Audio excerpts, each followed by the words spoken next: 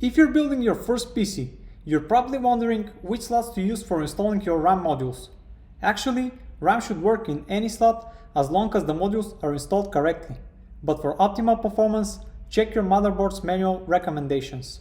With that said, motherboards with two slots usually have two channels named A and B.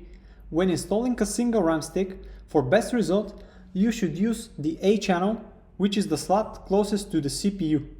If your motherboard has 4 slots, each channel typically has 2 slots labeled 1 and 2.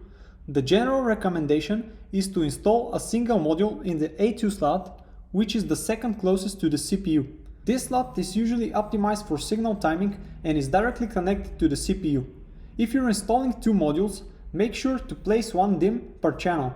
Usually, the A2 and B2 slots provide better performance. Some motherboards even use a different color for the A2 and B2 slots for easier identification.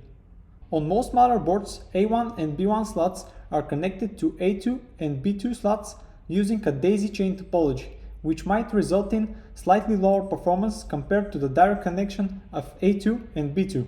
Note that this does not apply to T-topology motherboards, but these are not very common in consumer systems. For best results, always refer to your manual and ensure careful installation. Thanks for watching, please like the video if it was helpful and subscribe to my channel if you haven't already. See you soon!